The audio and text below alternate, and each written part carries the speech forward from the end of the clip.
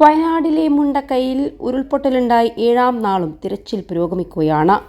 12 സോണുകളായി 50 പേർ വീതമുള്ള സംഘങ്ങളായാണ് തെരച്ചിൽ നടത്തുന്നത്. ദുരന്തത്തിൽ മരിച്ച തിരിച്ചറിയാത്തവർക്കായി പുത്തുമലയിൽ അന്ത്യവിശ്രമമൊരുക്കി. അരിസൺ പ്ലാന്റേഷൻ ഭൂമിയിൽ അടുത്തടുത്ത് കുഴികളെടുത്താണ് സംസ്കാരം നടത്തിയത്.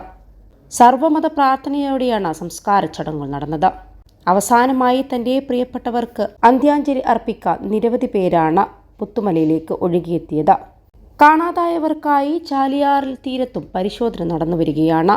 ഇതിനിടെ ചാലിയാറിന് സമീപം അഗ്നിശമന സേനയെ സഹായിച്ച ഒരു നായയുടെ ദൃശ്യങ്ങളാണ് പുറത്തുവരുന്നത്.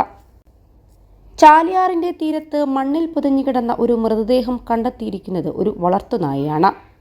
അടുത്തുള്ള കോളനിയിലെ നായയാണിതെന്നാണ് വിവരം. ഈ നായ ചാലിയാർ പുഴ നീന്തിക്കടന്ന് അഗ്നിശമന സേനയുടെ കൂടെ ഏകദേശം 10 കിലോമീറ്ററോളം സഞ്ചരിച്ചു. രാവിലെ മുതൽ ഈ നായ ഞങ്ങളുടെ ടീമിനൊപ്പമുണ്ടായിരുന്നു. ഇടയ്ക്ക് വിശ്രമിക്കാനിരുന്നപ്പോൾ കയ്യിലുള്ള ബിസ്ക്കറ്റ് നൽകി. പിന്നെ വീണ്ടും ആ നായ ഞങ്ങളുടെ കൂടെ കൂടി. പുഴയുടെ ഒരു ഭാഗത്തെത്തിയപ്പോൾ ആ നായ മണ്ണിൽ മാന്താൻ തുടങ്ങി. ആദ്യം ഞങ്ങൾ കാര്യമാക്കിയില്ല. വീണ്ടും നായ മണം പിടിക്കുന്നത് കണ്ട് ഞങ്ങളുടെ ടീം പോയി പരിശോധിച്ചപ്പോൾ ഒരു കൈയാണ് ആദ്യം കണ്ടത്. പിന്നെ തലയും കണ്ടു.